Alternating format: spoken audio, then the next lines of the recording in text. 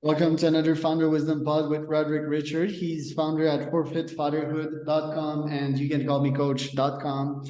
Rod is a cool guy. We're going to speak about leadership, fatherhood, and masculinity today. This podcast is brought to you by podpire.com. That is my podcasting agency if you want to scale, grow, or be invited to a podcast. I help folks monetize podcasting because most start a pod but never finish or continue with their pods because they're basically not making any money. I'm helping them find sponsors, generate leads from podcasting, generate a community, and everything in between. Podpire.com for that. Rod, welcome to the pod. Tell me a bit more about yourself and about Forfeit Fatherhood. Yeah, so as you said, I'm Rod Richard. I'm a father to two, a husband of 16 years, and I'm also a strength and conditioning coach. So I train athletes. I've had the privilege of training athletes all the way from 8 all the way up to Olympic level gold medalists. So I've been doing that for the last 15 years. The last 3 years, starting right around COVID time, I've gotten really heavy into fatherhood. I've always been very passionate about fatherhood. But I've gotten into the fatherhood space, coaching men and fathers to show up as the best version of themselves. It's kind of centered around what I consider to be the 4 pillars of fatherhood, which are faith, family, finance, and fitness. And I think those are 4 areas where if we can improve as men, as leaders, then we can be better fathers. Right. What's your definition of manhood? So manhood, and that's a very interesting question, right? Because it would seem as if there was a really straightforward answer, but manhood is a multi-layered, multifaceted concept, right? To be a man, just in general, right, is talking about your biology, right? But manhood is so encompassing. It's strength, it's knowledge, it's being a good leader, it's being a protector, a provider. There's so many things that go into manhood. There's honor, there's respect, there's dignity, there's integrity. There's so many things that go into it. It's hard to give it a like a Webster's dictionary explanation, because I think it too varies from person to person. I wouldn't say manhood is a scale, but each person has their own separate definition of manhood as it pertains to them in the environment that they live in. Right. I think in my opinion, it's leadership, it's building, it's protecting, it's growing, definitely. But yeah, it's a weird definition, right? Because we also think about the biology. For example, how could we think of manhood in a female? Let's say that she's a lesbian. Well, I think it's also leading. It's also protecting. Like it's that male energy. I would say, which is hard to describe, but whatever the description, I think the important point nowadays is that there's a bunch of men that lack manhood. They post these pictures of their muscles on Instagram, but they're bitches behind that. They cheat. They claim that there's something that they're not. They lie to themselves. I think lying is pretty much the opposite of manhood. A man will tell it as it is and will eat up the pain that comes with saying the truth. And I think we have a masculinity problem in this society. It's not necessarily that, there's feminine energy. I think it's mostly, the weird world that we're in. There's so many folks. There's so much technology nowadays. And most importantly, I think that fathers are not always there for their children's, and either they run away straight up because they're scared. And I mean, we need to have empathy towards that because being a human is hard, but there's also fathers that are there but are not truly present for their children's, and what you get is this lack of teaching of how to be a leader, right? Like me, I mean, I had a good dad, but I spent my time in video games when I was younger, and I just wish I would have discovered entrepreneurship, which to me is probably the best outlet to be a man. It's to build businesses. It's the most manly thing there can be done. This and building physical stuff, that would be, but more on that later. Systems. But what do you have to say on this manhood problem in this society, and how do you think this is affecting society nowadays? Yeah, I think I agree with you in the sense that manhood and masculinity, or masculinity more so, is there are characteristics that are manly or that are manhood. And I think you mentioned it: leadership, honesty, the ability to build and strengthen communities. I think a lot of that is lacking in for two reasons. One, as you mentioned, the lack of fathers kind of teaching that to their sons, right? There's no rites of passage as there may have been in the past, where young men are taught how to, or boys that are transitioning into young men are taught what it means to be a man or what men do. They just kind of turn 18 and then all of a sudden they're a man. So they don't have these values and characteristics kind of built in or trained into them. And then also there's a little bit in society of, because of the idea of toxic masculinity and it being toxic, masculinity in general is somewhat shunned and kind of like frowned upon. If your masculinity brushes up against somebody else's insecurity, then you're toxic.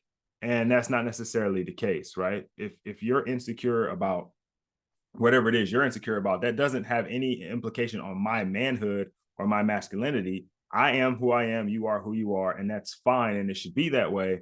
But that's not how it is now, because people are so worried about how they make other people feel or making someone else feel uncomfortable. And so you aren't allowed to be a man or masculine in maybe the way that you want to be. I do think, though, masculinity can be toxic when masculinity is all you have, right? When all you have is the ability to act in a strong, aggressive kind of manner, then yes, that can be toxic. I think anything, too much of anything can be toxic. Like, we can both agree that water is something that you need in life, but if you drink too much water, it can kill you, right? So too much of anything can be dangerous. So you do have to have some of these maybe more feminine energy type things to offset and to balance your masculinity. I don't think you can be all masculine. You do have to have some parts of you that are maybe a softer touch. But I do think masculinity is in crisis, and partially because of what I said before, it's hard to define it for everyone, right? To give it just one specific definition, and it should have one. And actually, I spent a month kind of going through and talking to different clients and talking on the podcast about different things and trying to kind of get down to a definition. And what we came up with is a man, a man is basically anything he needs to be whenever he needs to be it. So he's comprehensive. So he has the ability to do anything at any given time, but he doesn't defined by any one thing. Right. We call it 80-20 for the sake of simplification, and femininity, or if that's even a word, being that feminine energy would be more support, more EQ, which I tend to lack. There's value into EQ as well. There's value into understanding people and, like being there for them, taking care of them. Yeah, toxic is an overused word as well. Just using the word toxic is toxic, in my opinion, but it's definitely, if we keep it, because, the toxic masculinity, I guess the classic definition is like Andrew Tate. And Andrew also has some cool stuff that he says. I mean, he strives for a lot. He's fearless, and I kind of like that about him, and I value much more saying what you think than not saying it. It's just that when what you're saying affects others, and you're stepping on their ground. So what they can do, though, is block any Andrew Tate related content, and that's the beauty of technology, for example. So that you're not being stepped on by ideologies that are yours, or that even worse, insult you. And being insulted is a choice. I think I'm hardly insultable. I dissociate myself much from any insults thrown at me, and who knows, like there's always some truth in those insults, but like what percentage is not true. So yeah, I do believe, though, that we need other players in the arena of teaching young boys online how to behave and build and being a man, because having multiple partners and having multiple cars and the big house is definitely not gonna fulfill people, you know. Talking from experience here, it's just another thing. You still feel empty inside. You still need some love and some help and some health, and building something that you're striving for, hopefully with humans, whether that's a family, whether that's a business. So what are you striving for nowadays? Like, you have your family, you have your businesses. What's your definition of being a fulfilled man? Um, I think that's a really good point. I don't want to. I'm going to answer that for sure, but I do want to touch on the Andrew Tate thing, and I don't. And my friends, we talk about this in our kind of inner circle of guys, that we talk about Andrew Tate, and a couple of my guy friends are like, I can't stand that guy. He's crazy. And I don't like to be dismissive, and I have a really good ability to separate the message from the messenger. So there are some things that he says that I 100% agree with. And there's some things that he says, I'm like, yo, he's way out in left field on that one. I got to let it go. Right. But for the young man who's coming up, who is striving to accomplish something, I think sometimes you do have to dangle the carrot and talk about a big house or a fancy car to encourage or to motivate someone. Now, obviously, the motivation should be a little bit more intrinsic, and he's talking about external things and things like that. But if you listen close enough and you are able to separate the message out, it's not super negative, and it's not even super toxic. If you just really listen to him, if you get away from the clickbait clips, right? These 15-second clips of him that are really viral, and you listen to a whole conversation, especially now that he's out of prison and starting to do these interviews, he definitely has a different mindset now, right? He's got a little bit more clarity. He's not as like abrasive and aggressive as he was prior to. He's got a little bit of humbling that's happening. The message isn't completely wrong, and I do want to say that. For me personally, things that I'm striving for, that I'm looking for to be a fulfilled man. One, I like for men and guys that I coach to not just throw away their career for their family. Okay, I've done it twice. I've left 2 6-figure jobs to be more present with my family, and it wasn't because I didn't like the jobs. I enjoyed the jobs. I was good at them. I enjoyed being there. But what I had to give in order to get what I was getting from that job was more than I was willing to give from my family, right? I was basically sacrificing time with my family to give to these careers. So I say you want to pursue a career that leaves you fulfilled without emptying you completely, right? Where like now, where I'm coaching fathers and still training athletes, I'm able to choose when I'm doing that. And it's really fulfilling work, right? Really happy with the results that are coming out. I leave every coaching session extremely energized and fired up. I'm not drained as I was previously. And then same thing with my family. I leave work and I come home and I get to be with my family, and I get to devote my time to them, and I'm 100% invested with them. And each time I separate and go back and forth between the two, I don't feel drained. I feel energized. I feel charged up. I feel excited for what's next. And so when we talk about a fulfilled man, I think you're fulfilled in your career and you're fulfilled in your family life. Like I don't like to say work-life balance. I like to use harmony or integration more. And you found a harmony where everything kind of works in sync together, where you can go and be very successful in your business or in your career, and then come home and be very successful with your family, your wife, your kids, and be the present and available father that you want to be there. Right. I think a lot of that comes from how you schedule your time and the mastery of your minutes. Right. And to be a good father, you need to earn good money, and in my opinion, and to be a man, bring back the meat to the fire. You go hunt during the day and come back at night. How do you make your money? What are your packages? Who do you target? What do you do for your clients to pay that Corvette? Yeah. So in the fatherhood space, so what I do with fathers is I've got a community of fathers, and this is kind of the free stuff, right? In that community, it's an accountability.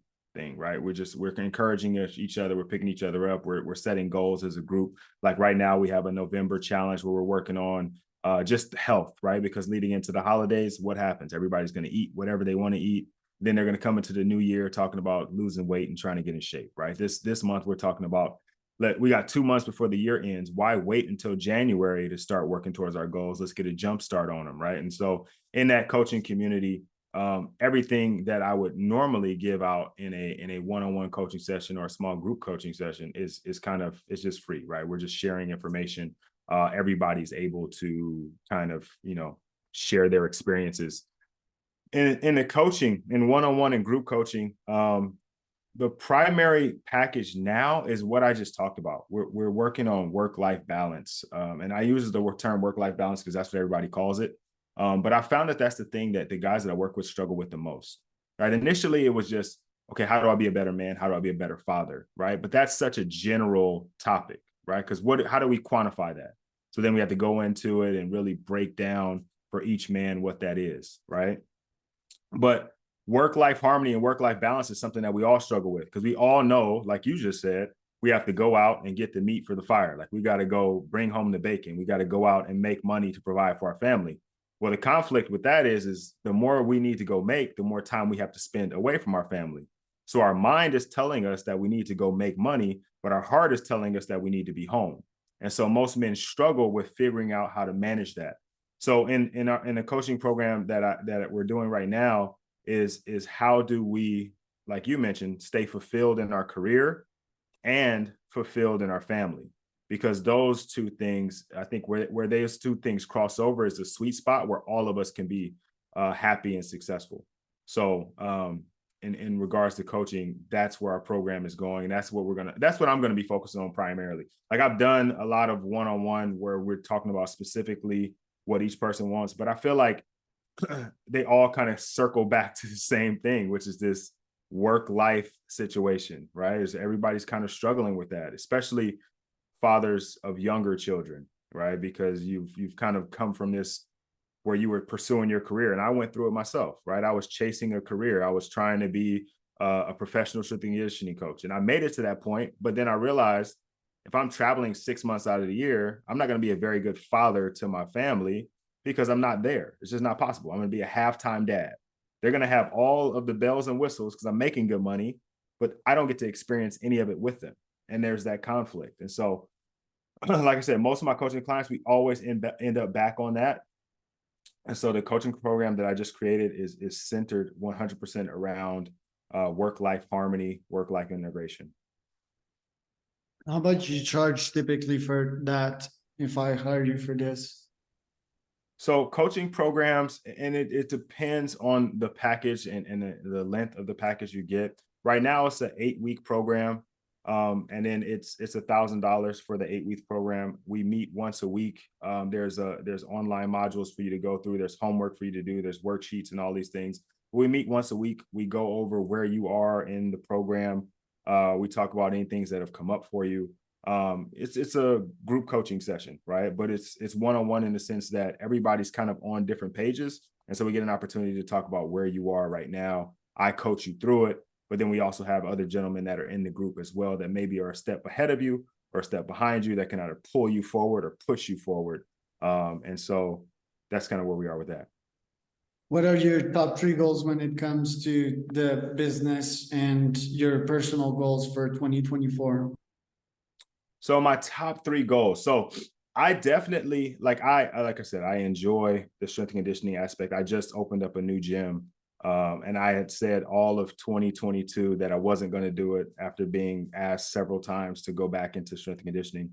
I just opened up a new gym in March. We are nearing capacity right now and in talks of opening up a second one, but I know what that takes. And so I do want to open up a second gym. That would be a goal for 2024, but I don't want to be working in the business anymore. I'm at a point now where I'm only working there maybe 1 or 2 days a week. I want to be no days a week.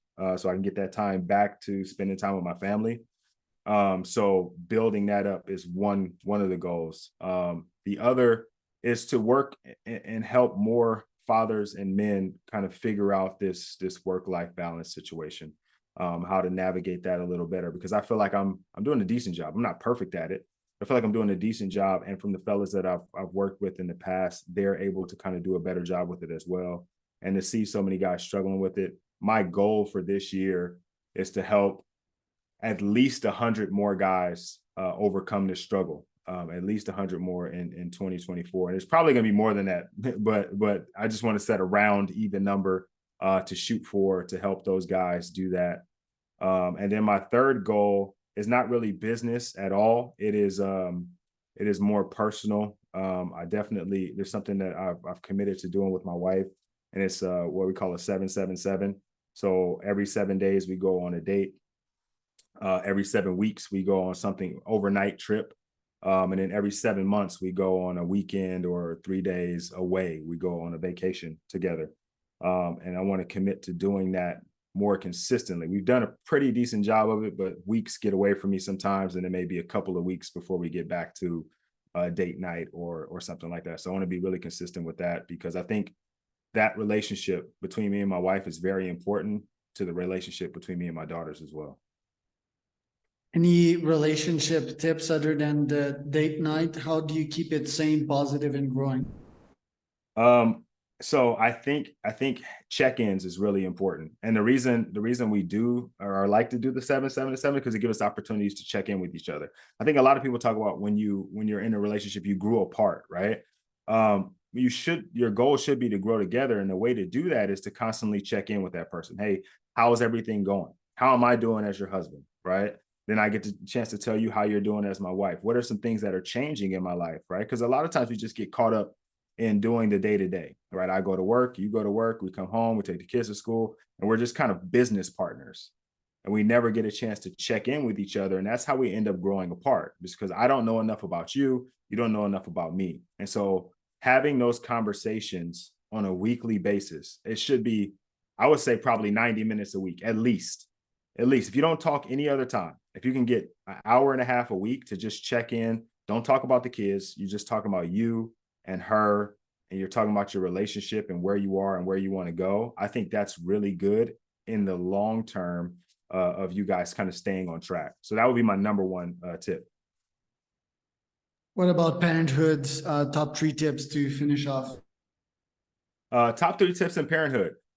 Get interested in the things that your kids are interested in. Okay. I think as kids get older, they are going to naturally want to start to do things outside of the house. So you're going to lose your influence on them.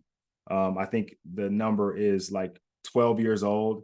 At that point, they want to spend 80% of their time outside the house and 20% of their time in the house, meaning they want to do things that are outside: friends, school, sports, other activities. If you aren't interested in the things they're interested in, you're going to lose them. And that's a very crucial time for you to try to be in their lives, right? Because as they're becoming teenagers and adolescents, and they're starting to see the world for what it is, and the world's a dangerous place. If you aren't connected, you start to lose your children at that point. So get interested in what they're interested in. Have conversations with them, right? The same way you would talk to a business partner, the same way you would talk to a friend, you have conversations with them. You just talk to them normal, right? You don't have to always treat them like your kid. You don't treat them like a subject. You get to know them, right? Because just like I said about your partner or your wife, you grow apart if you don't have these conversations. You don't get to know who they are, then you can't really guide them into who they're going to be. And then lastly, understand that no matter how perfect of a parent you are, the results are not up to you, right? You are responsible for the process. You have to separate yourself from the results, because you can be an amazing and phenomenal parent and still have a kid that doesn't necessarily turn out the way you wanted them to. But it's your job to love them unconditionally and lead them eternally. Last question, I promise. That time, fitness tips, top 3 fitness tips for entrepreneurs. I actually just shared this today, and it's Men's Mental Health Awareness Month, and I was talking to some guys about this morning. I don't have depressive thoughts. I don't suffer from depression at all. But what I do to keep myself buffered from that is I do 3 things every morning. One, I get up and I either meditate first, or I do some gratitude journaling, right? Sometimes this journaling, sometimes I'll go on a gratitude walk. It depends on the weather, right? If the weather's nice enough, I'll get outside, I'll go for a walk, and I just think about the things that I'm grateful for. And then the third thing is get some kind of exercise, something that's going to make you sweat, right? Like yoga is good, but I would rather sweat early in the morning. And doing those three things, so gratitude, meditation, and exercise, sets you up with 3 wins to start the day. So then no matter what happens throughout the rest of the day, you're already winning. I think that's most important, is starting the day off with a win with one of those 3 things, or all of those 3 things if you can. Thank you, Rod. Where can people find out more about you? Best place to find me is on Instagram at 4FitFatherhood, the number 4FitFatherhood. I'm also on Twitter and TikTok, but I'm not really on either one of those very often. I'm primarily on Instagram. You can also find the 4FitFatherhood podcast at www.4fitfatherhood.com. The number 4 again. And then as far as coaching goes, the website is You Can Call Me Coach, YOU Can Call Me Coach. And that just comes from, having 2 first names, Rod Richard. People didn't know whether to call me Rod or call me Richard. So I just said, hey, call me Coach. That's great. With Charles Cormier, CC, and Rod Richard, RR, for another founderwisdompodcast.com.